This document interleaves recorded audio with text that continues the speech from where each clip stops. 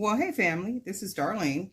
I'm working on a pearl and glass bead bracelet.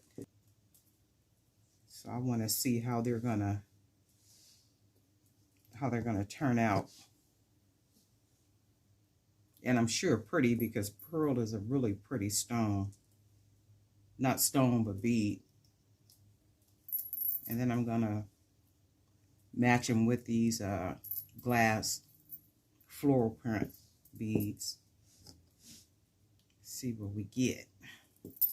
And I'm sure it'll be something pretty.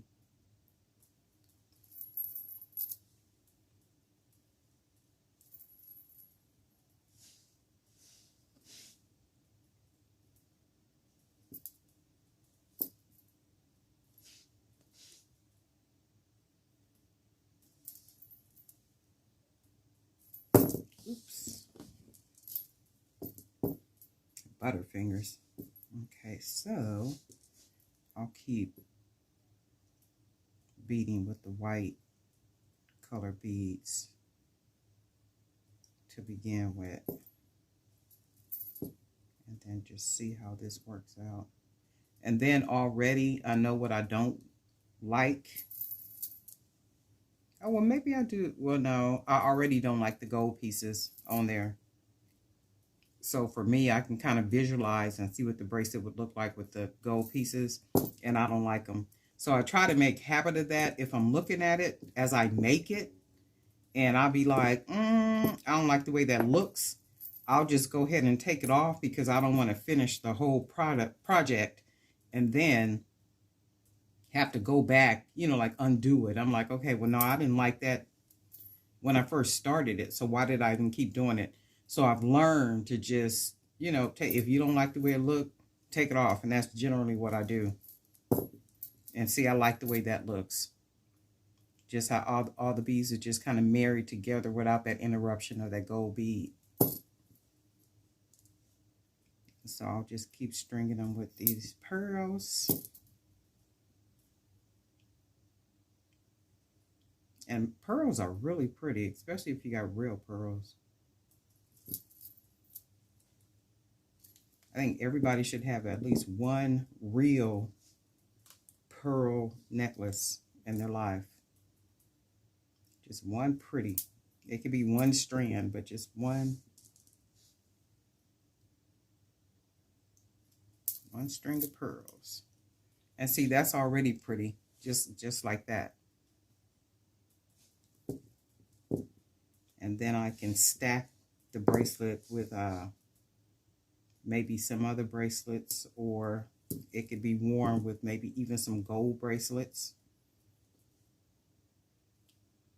So this can add just a little extra something to the wrist if you already have them. That's already pretty.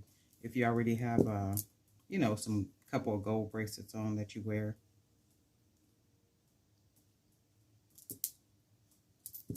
And these beads right here, these glass floral beads, the print, I got these at Michael's, but I had got these at Michael's, oh my God, I want to say almost 2 years ago. And I used a couple of the beads to make a necklace. And I think that necklace has been sold. So it's, because some of the beads, you just got to wait to see what they'll match with. Like, what can I use that for? See, that's already pretty, just like that. So I'm never really in a rush to use beads. It's like I'll buy them because I like them, or because I want to add more to my supply. But I never rush to use them. It's like, okay, well, I want to use, well, here, on this right here, you can see where I used all the green ones, the green glass beads in this necklace. And then a couple of white ones. One is here, one here, and then all these green ones that I use to go with this necklace. I can't wait to get out there and sell this piece. Okay.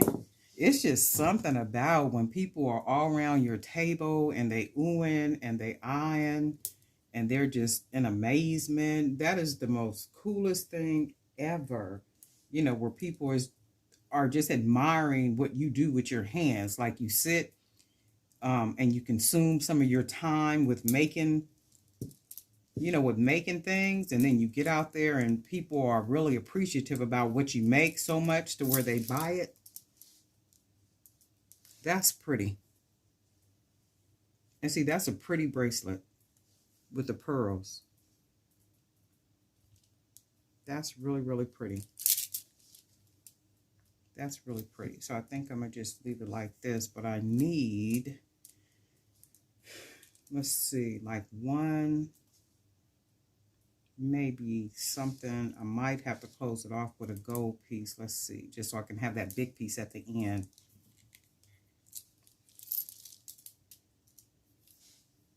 And that would still be okay, because I can, it really don't take away from it. It just looked like it could be the closure. So I'm going to use that one and then close it off. And y'all know I like to do my double. One. So it's one. And then one, two. Okay, so put that under there. Hide that. Yeah, so that does it. So it basically just looks like the closure, as opposed to like how I had the beads. So I can take this and maybe match it up with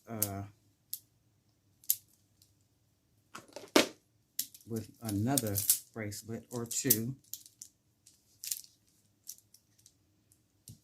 Because y'all know I like different, and I love my coconut shells. So that's really nice.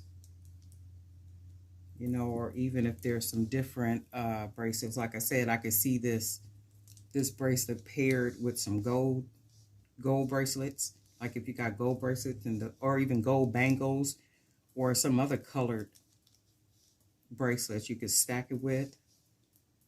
And that came out really nice. I like that. That's pretty.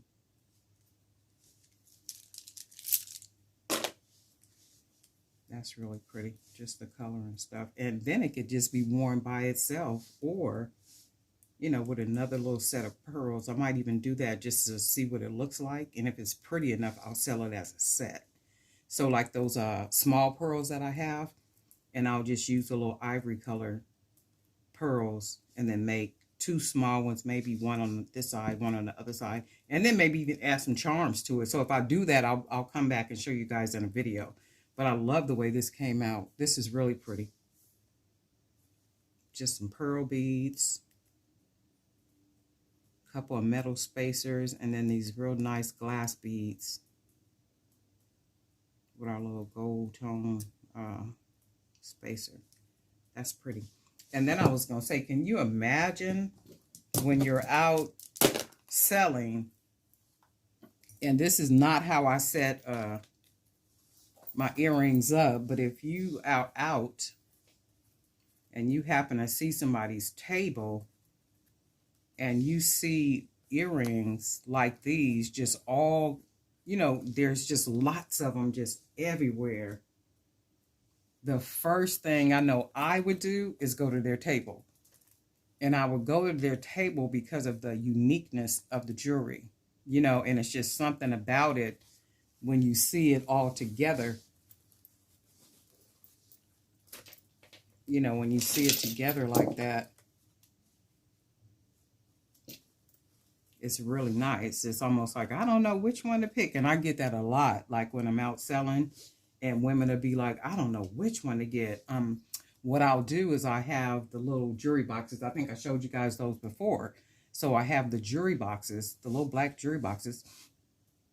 And the smaller earrings, like maybe these will probably fit in the box. And then maybe these will fit in the box. These will fit in the box if I take them and fold them and just kind of lay them in, right? So just imagine you got hundreds all over the table. And then each box you look in, each little jewelry box that you look in, you're seeing something like these. So they have problems. Like, you know, when I'm out selling, they be like, oh my God, I don't know which one to get. So I started doing, you know, like 2 for a certain price, or 3 for a certain price, or even 4 for a certain price, right? And generally they'll get the two. The 2 is the most popular. So they'll get 2. That's a given, right? And then I have some that'll get 4. And they say, okay, well, I'm going to get this for my sister Jill. Oh, this looks just like her. I'm going to get this for my sister Desiree, because these look just like her. Or you know what? My mom will pop these out on Sunday morning going to service, right? So it's not like they just buy them for themselves. They buy them for, you know, other people too, because the uniqueness of them. And then that's the whole thing. Like when we're creating, it's not even about duplicating or copying somebody else's style. It's like if you see something, you're looking at it and say, you know what, I could add this little something, something to it, or I could add that little something, something to it. That's like this one. If you look at this and say, okay, you know what, I know what I could do with that metal cowrie bead. I can add some gold pieces, or I can add, you know what, just to make it different for your market or wherever it is that you're selling. And I think we do that. We borrow from other creators, and it's okay to do that. I mean, you know, why would we not do it? It only makes sense. I mean, as long as we're not duplicating or trying to copy exactly what, you know, the other person is doing, because we're all creative people, well, many of us in this world. So that's the whole thing about being creative.